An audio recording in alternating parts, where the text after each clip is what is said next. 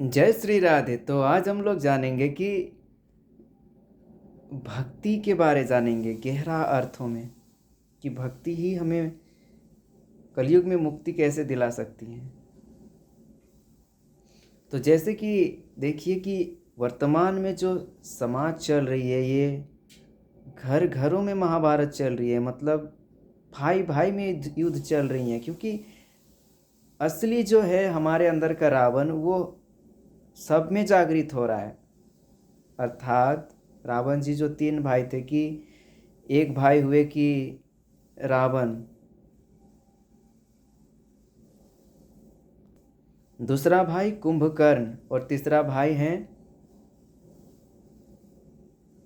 विभीषण जी।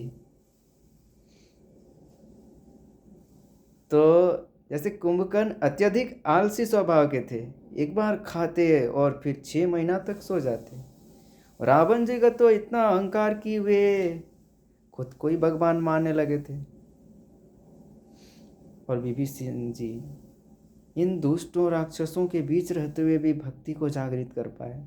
अर्थात ये कि हमारे अंदर का जो आलस्यपन है, जो हमारे अंदर का अहंकार है, अहंकार, ये दुष्ट स्वभाव ही हमें निर्दयी बनाती है। हमारे अंदर की दया, प्रेम, करुणा इनको खत्म कर देती हैं। तो ये रावण जो है, ये अपने अंदर की बुराइयां हैं। तो जैसा खा भोजन करेंगे वैसा ही इंद्रियां और चंचल होंगी। तो इसीलिए संयम में खुद को रखना, अपने आप को समर्पण दे पाना, भक्ति में जा पाना कि हम जिस समाज में हैं, जिस घर में हैं, उस घर में रहकर तो कम से कम हम लोग अपने अंदर दया, प्रेम, करुणा को जगा के रख सकें। नहीं तो कैसे माँ बाप को आजकल पीएचडी करने के बावजूद भी पीटा जाता है।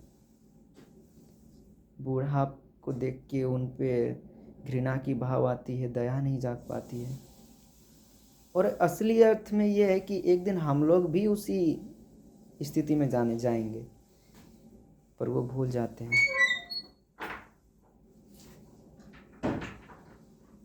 तो भक्ति का जो साइंस है, आखिर ऐसा कौन सा ट्रीटमेंट है, ऐसा कौन सा डॉक्टर है जो हमारे अंदर के दया, प्रेम, करुणा को जागृत कर सके। लेकिन भक्ति में जो साउंड दिया जाता है, जो श्रद्धा हमारे अंदर के ऊर्जाओं को जागृत कर पाती, ये भी तो एक साइंस ही है।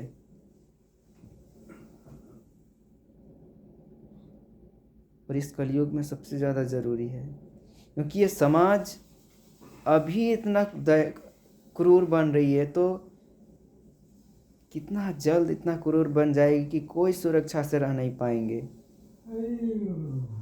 फिर हर कोई सड़कों में चलते हुए भी मारा काटा होगा।